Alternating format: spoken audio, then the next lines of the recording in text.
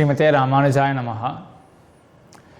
In the first episode, we saw that Sri Bhashyam was the commentary on Vedanta Sutras. We saw what sutras were and what Vedanta Sutras were. Now we are going to be seeing about how Sri Bhashyam becomes a commentary on Vedanta Sutras.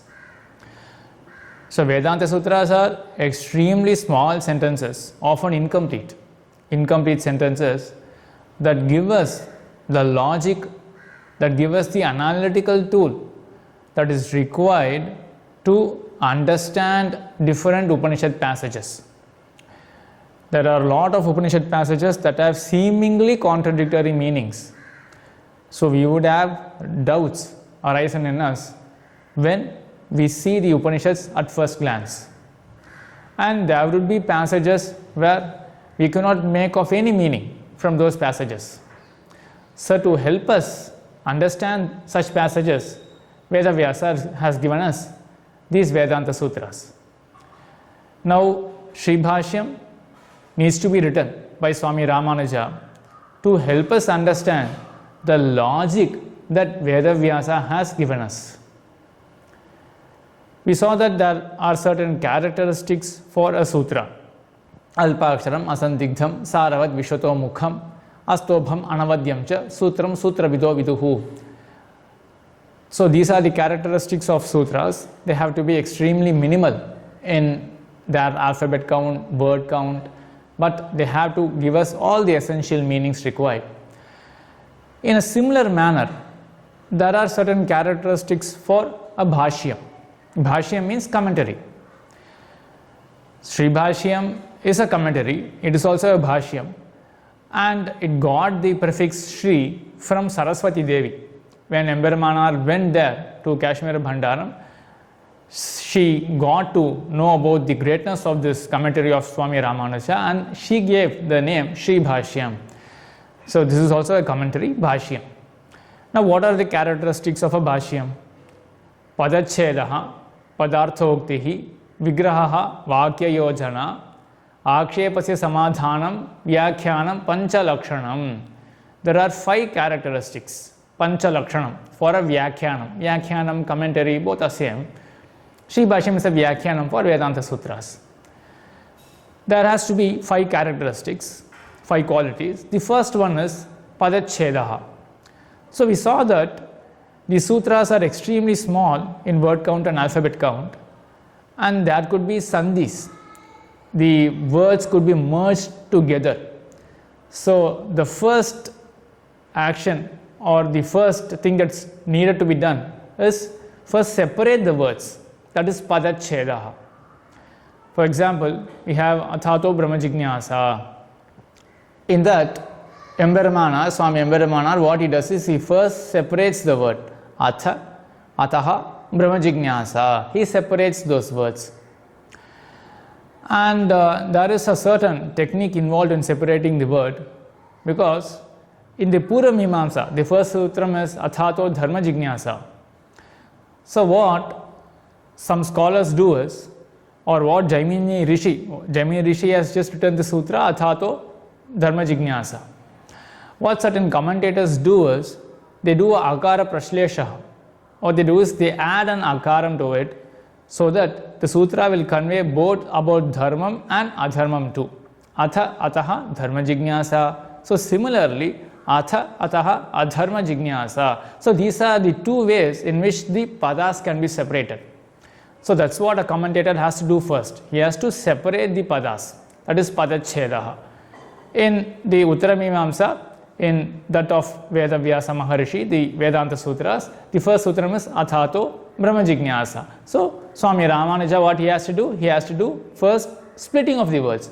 Atha, Ataha, Brahma Jignasa. And that's what he does in his Bhāṣyam. Atrayam Atha Shabdaha Anantariye Bhavati. Atha Shabdaha Vrittasya Hetu Bhave. He separates the words. Atha, Ataha iti. And then Padaccheda, Padārthokti. He has to convey the meaning of those padams. And that's what Swami Ramanuja does in his first few sentences itself. Atrayam Atha Shabdaha Anantariye Bhavati. This is one of the first sentences in Sri Bhashyam. What Swami Ramanuja does is, in this first sutra, there is a shabdam atha shabda.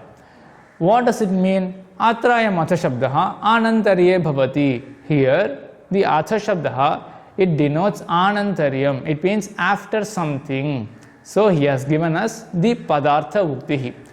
Similarly, there is atha shabda. The next shabdam is ataha. Atrayam atha shabda anantarye bhavati. Atha shabda vrittasya hetu bhave. What does atha shabda denote? Swami Ramanuja says, atha shabda vrittasya hetu bhave. So it denotes the hetutvam, or the quality of being and cause, being a cause.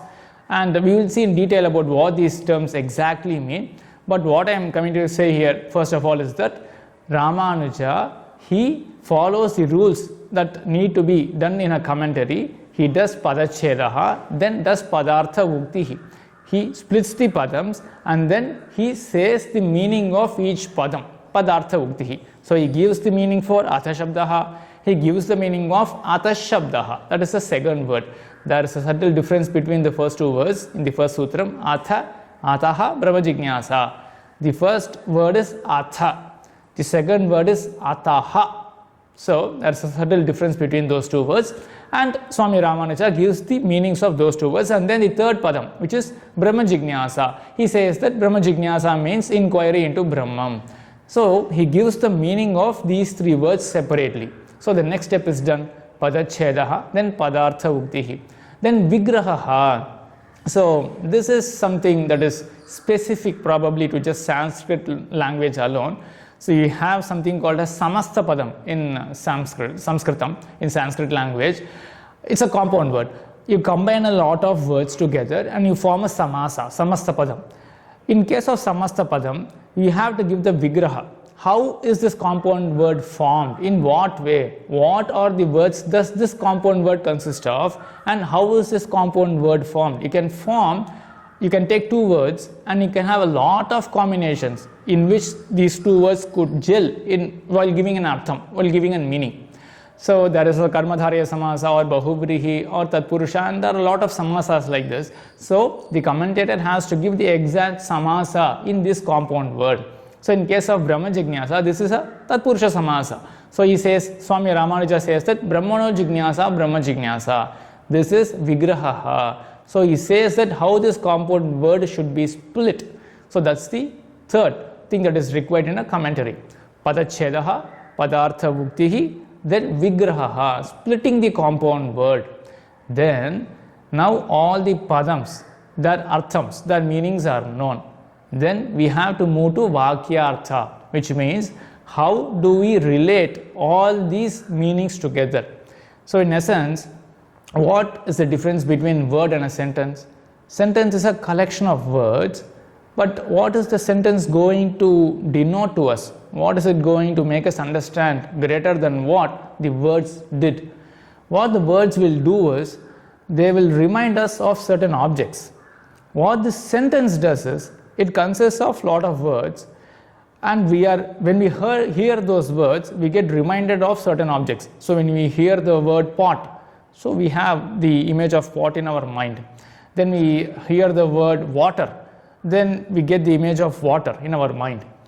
There is water in the pot. So we have 2-3 words and we know the meanings of those individual words. Then there is a sentence that has combined all these words together. So when we analyze a sentence, what we get is, we get a meaning that is composing of all these padarthams. So when we finally get to the meaning of the sentence, when we get to understand the meaning of the sentence, what we would have understood about is, we would have understood about the relation between this pot and the water, that the water is there in the pot. So the relation between these padarthas. So that's what is called as Vākyartha, the relation between the padarthas. This is some Shastri concept. We could dwell on this in the later episodes. So this is the fourth part of our commentary. What the commentator has to do is, he first splits the word Padaccheda, then Padārthokti. He tells about the meanings of those individual words. Then the third step is Vigraha. This is specific to the compound words. So he says how the compound word has been formed in this specific sutra. And then with all the padarthas being understood, Now he goes to Vākyayojanā. How do we understand the meaning, the overall meaning of this sentence? So that is the fourth step, Vākyayojanā. In the first sutram, Ataha Brahma Jignasa, what Swami Ramanuja says is, there is the Shabdam, the first Shabdam, Ata Shabdaha, which means after. After what? Then Ataha, because of that. Because of what? Then here Ramanuja does some explanation. After what? After what Brahma Jignasa is to be performed? After Karma Vichara. After going through Jaimini's first Purva Kanda, then we have to do Brahma Vichara.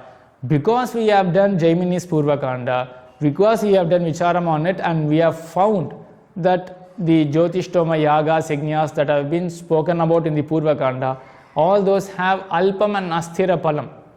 The purpose of those, or the palams of those Yagas and Yajnas, they are not permanent and they are Alpam. So we got to know the defects of the palams of the Jyotishtoma, the Yagas, and then we got Nirvedam. So how do I get the eternal peace, the eternal knowledge, or the eternal bliss? With that Nirvedam, we come towards Brahma Jignasa. So this is the sequence in which we approach Brahma Jignasa. So that is what is being conveyed in this sentence. Ataha Brahma Jignasa. After we do Karma Vicharam, because we find the palams of Yagas and Yajnas to be impermanent and to be Alpam, we go and inquire into the permanent eternal bliss, that is Brahman. So this is the sequence, and this is the meaning of this sentence, Athataha Brahma Jignasa. So this is what Ramanuja says in his Bhāṣya. He gives after what? After what is the Padartham, is the meaning of Atha Shabda. But he has to give the meaning of the sentence, the full sentence. It will get completed only when you get to know after which particular instant do we do Brahma Jignasa. After what do we do Brahma Jignasa? After Karma Vichara. So he fills in all the gaps and he gives us the Vākyayojanā, the Vākyartham. That is the fourth step in the commentary. And then we have the fifth step, or the fifth part of the commentary, which is Ākṣepasi Samādhānam. So once Swami Ramanuja says this to be the Vākyayojanā, there would be some Ākṣepam on that.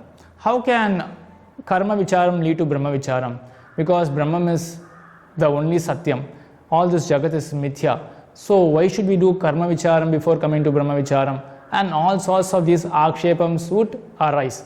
So there has to be a Samādhānam for all these Ākṣepams. So that is the fifth part, and Ramanuja does this. In the first Adhikaranam, Jignasa Adhikaranam, there is a Purva Paksham and a Siddhanta. In Purva Paksham, there is the Paksha of Adi Shankaracharya, the Advaita Paksham, where Adi Shankaracharya states that Karma Vicharam is not needed for Brahma Vicharam. There is an Ākṣepa. And then Swami Emberamanal gives the Samādhānam for that. No, Karma Vicharam is essential for Brahma Vicharam. So this is also contained in the first sutram itself. So this is how Swami Ramanuja does the commentary for every Vedanta Sutra.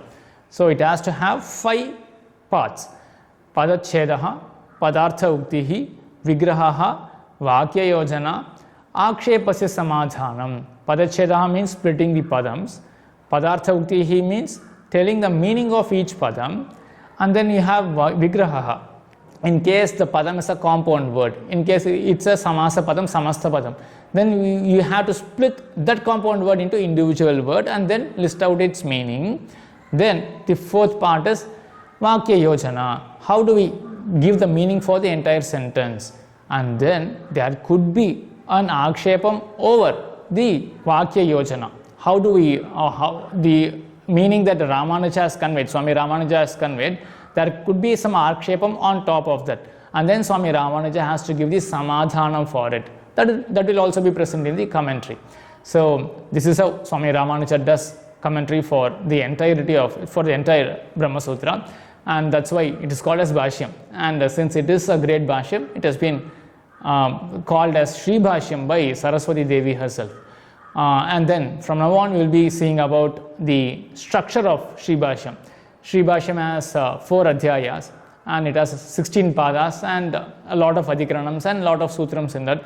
And in the next episode we will see how Sri Bhashyam is structured into adhyayas, adhikaranams, padas and sutrams. Stay tuned for that. Srimate Ramanujaya Namaha.